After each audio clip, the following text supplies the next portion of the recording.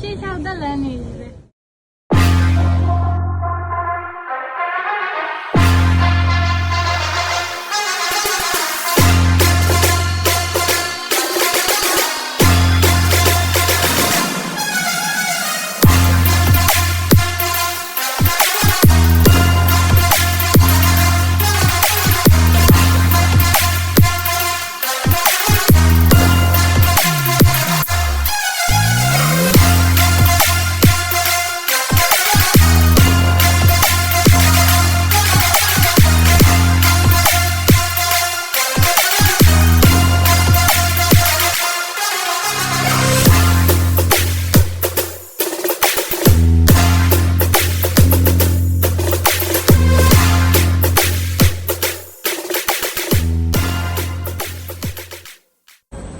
ဒါတွေကလက်ဖက်ရည်တွေမကြိုက်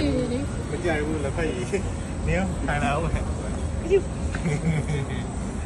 ငါခုဘဝိုင်းဒီဘဝိုင်းနဲ့အစင်ပြူဒီဘဝိုင်းနဲ့မှအစင်ပြူပါ